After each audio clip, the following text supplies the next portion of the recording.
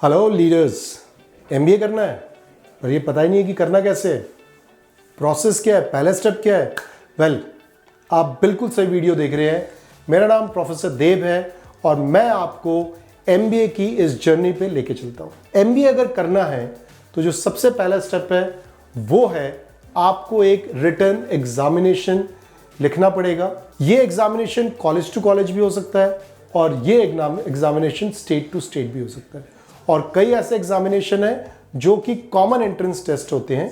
For example cat, अगर आपको MBA top 30 colleges से करना है then you will have to write CAT. अगर आप उसके बियॉन्ड कॉलेजेस में जाना चाहते हैं तो कैट का रिजल्ट भी एक्सेप्टेड है उन कॉलेजेस में, बट उसके अलावा मैट एक ऑर्गेनाइजेशन है जिसका आप एंट्रेंस एग्जामिनेशन दे सकते हैं। इसके अलावा सीमैट है और भी कई एग्जामिनेशन है, एक्सेलराई का जैट है। ये कुछ स्पेसिफिक एग्जामिनेशंस हैं जिनमें आपको अपीयर होना पड़ेगा, क्रैक करना पड़ेगा। इसमें पास या फेल नहीं होता, आपको टॉप में होना पड़ेगा। परसेंटाइल का सवाल है इसके अंदर। अब इस एग्जाम्स में क्या क्या पूछा जाता है, ये एग्जाम्स मेनली एप्टीट्यूड और आपके लैंग्वेज स्किल्स को टेस्ट करते हैं। जब हम एप्टीट्यूड की बात करते हैं तो इसके अंदर मैथमेटिक्स आ जाता है, इसके अंदर रीजनिंग्स आ जाते हैं, लॉजिकल एनालिटिकल रीजनिंग्स आ जाती है और वेरियस एनालिटिकल और रीजनिंग के अलग अलग क्वेश्चंस होते हैं। इसके अलावा इंग्लिश का टेस्ट भी होता है। इसके अंदर कॉम्प्रिहेंशन चेक करते हैं, ग्रामर चेक करते हैं। सो अलग अलग टेस्ट में अलग अलग लेवल की डिफिकल्टी लेवल होती है, अलग अलग तरीके से इन टेस्ट को करा जाता है। एक बार जब आपने टेस्ट दे दिया आपको फिर कुछ वेट करना पड़ेगा। अगर आप इस टेस्ट में उन कॉलेजेस के सिलेक्शन क्राइटेरिया में आ जाते हैं then they will call you for an interview. Yes, आपने सही सुना, वो आपको इंटरव्यू के लिए बुलाएंगे। कई कॉलेजेस आपको जीडी के लिए भी बुलाएंगे। ग्रुप डिस्कशन एक एलिमिनेटिंग राउंड है, जैसे कि रिटन टेस्ट है, उसी तरीके से इंटरव्यू एक सिलेक्शन राउंड है। इंटरव्यू में आपके पॉजिटिव्स देखे जाएंगे, ग्रुप डिस्कशन में आपके नेगेटिव्स देखे जाएंगे। मैं आपके लिए इंटरव्यू और ग्रुप डिस्कशन के ऊपर डिफरेंट वीडियोस बनाऊंगा, आप जरूर उन वीडियोस को देखिएगा। बट अगर आपको वीडियोस चाहिए, सबसे पहले जाइए मेरे यूट्यूब चैनल को सब्सक्राइब करिए, लाइक करिए, कमेंट भी कर सकते हैं क्योंकि कमेंट बॉक्स भी ओपन है। आगे बढ़ते हुए, अब आपने रिटन टेस्ट दे दिया, इंटरव्यू दे दिया, जीडी साथ में अगर हुआ तो वो भी दे दिया और आपका सिलेक्शन हो गया। अब आप क्या करेंगे? अब जब आपका सिलेक्शन हो गया, या तो आपके 2-3 सिलेक्शन हो गए, 2-3 जगह सिलेक्शन हो गए हैं, 2-3 ऑफर लेटर्स आ गए हैं, आप कंपेयर कर सकते हैं कॉलेजेस को। कॉलेजेस को कंपेयर करने के लिए मैंने और भी वीडियोस बनाए हैं, आप उसके अंदर देख सकते हैं, बट छोटे में मैं समझा देता हूँ। किसी भी कॉलेज को अगर आप कंपेयर करना चाहते हैं, उसके फैकल्टीज़ को कंपेयर करिए, उसके एलुमनाई बेस को कंपेयर करिए, उसके इंफ्रास्ट्रक्चर को कंपेयर करिए, प्लेसमेंट भी आप ज़रूर कंपेयर करिए, लोकेशन ज़रूर कंपेयर करिए क्योंकि लोकेशन से आपके प्लेसमेंट में थोड़ा बहुत फ़र्क पड़ सकता है। जब आपने कॉलेज कंपेयर कर लिया, कॉलेज सेलेक्ट कर लिया, अब आती है बारी फीस की। फीस कहाँ से दें?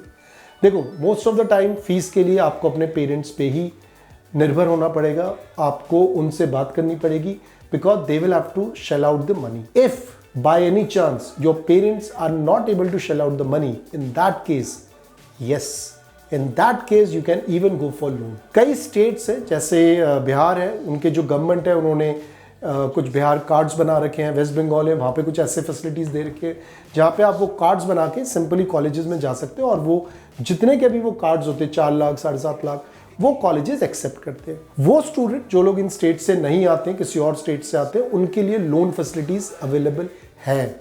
ये लोन्स आप गवर्नमेंट बैंक से ले सकते हैं, प्राइवेट बैंक से ले सकते हैं। कुछ लोन्स कोलैटरल बिना रखे हो जाते हैं, कुछ लोन्स में कोलैटरल रखना पड़ता है, कुछ लोन्स में इमीडिएट पेमेंट करनी पड़ती है, कुछ लोन्स जो होते हैं जिसमें आप पेमेंट एमबीए कंप्लीट करने के 2 साल के बाद कर सकते हैं। बट अपॉर्चुनिटी बहुत है तो तरीके भी बहुत है। ये मत घबराइए कि आपके पास पैसा नहीं है तो आप एमबीए नहीं कर सकते, ऐसा नहीं है। आप लोन लेके एमबीए ज़रूर कर सकते हैं। सो देखिए, हम जब प्रोसेस और जर्नी की बात कर रहे हैं, हमने यहाँ तक तो कर लिया कि अब आपने पैसे दिए और एमबीए कॉलेज में चले गए हैं। अब क्या? एमबीए कॉलेज में जाने के बाद जो सबसे पहली चीज़ आपको करनी है वो है नेटवर्किंग। आपको अपने एलुमनाई के साथ, अपने बैचमेट के साथ, अपने सीनियर्स के साथ नेटवर्किंग करना बहुत ज़रूरी है बिकॉज एमबीए की कोर स्ट्रेंथ इज नेटवर्किंग। ये नेटवर्किंग आपको हेल्प करेगी आपके फ्यूचर करियर एंडेवर में। इसके बाद आपको केस स्टडीज में पार्टिसिपेट करना पड़ता है। बहुत केस स्टडीज होते हैं, भूल जाइए ग्रेजुएशन वाले दिन जब आप कॉलेज करके घर जाते थे, क्रिकेट खेलते थे, फुटबॉल खेलते थे, पिक्चर देखते थे और फिर हो सकता है प्यार मोहब्बत की बातें भी करते हो। एमबीए में कुछ नहीं करने वाले। MBA में प्यार भी MBA है, मोहब्बत भी MBA है, और क्रिकेट, फुटबॉल सब कुछ MBA की वो क्लास है जहां बैठ के आपको सुबह से लेके शाम तक, शाम से लेके अगले दिन सुबह तक प्रेजेंटेशन और सेमिनार्स और केस स्टडीज सॉल्व करने पड़ेंगे। हाँ, आप अकेले नहीं करेंगे, आपके साथ ग्रुप होगा, क्योंकि ये सारी ग्रुप एक्टिविटीज़ होती है। कई बार ऐसा हुआ है, मैंने टास्क दिया है, मैं पढ़ा रहा हूँ, 7 से 9 की क्लास लिया, मैंने टास्क दिया, अगले दिन सुबह 9 से 11 मेरी क्लास है, मैं सुबह आता हूँ तो मुझे बच्चे उसी क्लास में मिलते हैं, क्योंकि वो मेरा असाइनमेंट कर रहे होते हैं। ऐसे ही MBA होता है, और ये आपको पढ़ाई ऑलमोस्ट 1.5 से 2 साल करनी है। आपने क्या सोचा 10 लाख 15 लाख रुपए वैसे ही मिल जाएगा? आप बस एक MBA कॉलेज पकड़ेंगे, चले जाएंगे और आपको इतनी सैलरी मिल जाएगी? Please mark my words, MBA college is not a consulting firm. ये कोई कंसल्टिंग फर्म नहीं है जो कि आपसे पैसे लेके जॉब दे रही है। MBA organisation is purely academics. आपको वो पढ़ाते हैं, जॉब दिलाना उनका काम नहीं है, जॉब लेना आपका काम है। वो आपको पढ़ा रहे हैं, वो आपके तरफ जिम्मेवार नहीं है, वो आपको इसलिए पढ़ा रहे हैं so that you can go in the market, go to the corporate and fulfil the corporate dreams, yours as well as corporates. So MBA college की जवाबदेही, रिस्पॉन्सिबिलिटी टूवर्ड्स कॉर्पोरेट्स ज़्यादा है rather than a simple student, right. इसके बाद हम enter करते हैं internship. हमने कभी जॉब ही नहीं करा बट करना चाहते हैं। पहली जॉब कैसे मिलेगी? नहीं मिलेगी, इंटर्नशिप करनी पड़ती है। एक चीज ध्यान रखो, इंटर्नशिप में go for role rather than money. हो सकता है जो रोल आप करना चाहते हो उस रोल के लिए वो कंपनी आपको इंटर्नशिप अमाउंट नहीं पे कर रही, बॉस छोड़ दो, कोई जरूरत नहीं इंटर्नशिप अमाउंट की। 5,000 10,000 15,000 कोई मायने नहीं रखता, मायने रखता रोल। क्योंकि अगर आपने ढंग से इंटर्नशिप करी, अच्छी तरह इंटर्नशिप करी, आपको उतनी ही अच्छी सैलरी मिलेगी। So look for the role, don't look for the money. हाँ, कई बार ऐसा होता है कंपनी अगर अच्छी मिले, रोल सेम मिले, जरूर आप उसको पिक कर लो।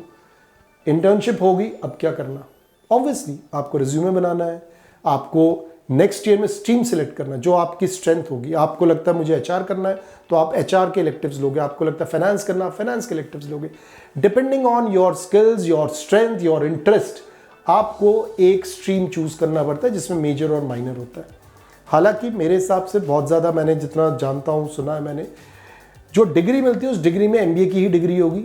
अगर आप कुछ और एक्स्ट्रा कर रहे हैं उसको आप CV में ज़रूर लिख सकते हैं। इसके ऊपर मैंने बहुत ही इन डेप्थ वीडियोस बनाया हुआ है। अगर आपने सब्सक्राइब कर लिया मेरे चैनल को, लाइक कर चुके हैं, तो आपको वो वीडियोस के लिंक्स भी उसमें मिल जाएंगे।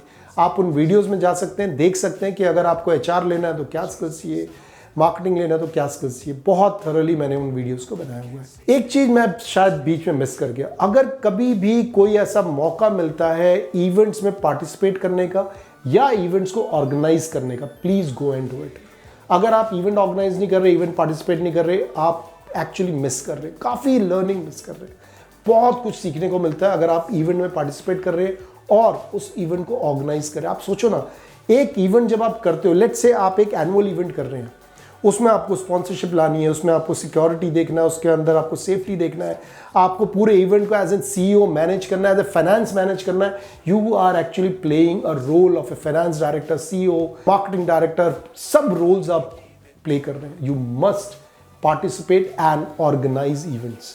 आपको जरूर पार्टिसिपेट करना चाहिए, ऑर्गेनाइज भी करना चाहिए। मैंने रिज्यूमे की बात करी, आपको इसके बाद इंटरव्यू के टेक्निक सीखना है, GD के टेक्निक सीखने हैं। एंड जब आप इन सब चीज़ों को सीख लें तब आपको इंटरव्यूज़ में जाके बैठना है।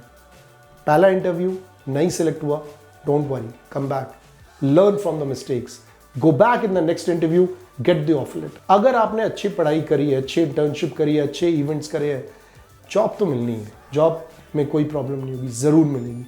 So don't worry about it. So this is the journey that I was talking about. In between मस्ती करिए, ज़रूर करिए। जो लोग हॉस्टल में रहते हैं उनके लिए मैगी एक ऐसी चीज़ है जो शायद खाने के बाद हमेशा वो खाते हैं, ज़रूर खाइए, ज़रूर एंजॉय करिए। पूरी की पूरी हॉस्टल लाइफ जो आप एंजॉय करोगे as a MBA student, PGDM student, वो शायद दोबारा नहीं कर पाओगे, क्योंकि और पढ़ाई आप नहीं करोगे। अगर करोगे भी तो PhD करोगे, उसके अंदर कोई हॉस्टल लाइफ नहीं होती। सो अगर हॉस्टल लाइफ में ज़रूर एंजॉय करो, every bit of it you must enjoy.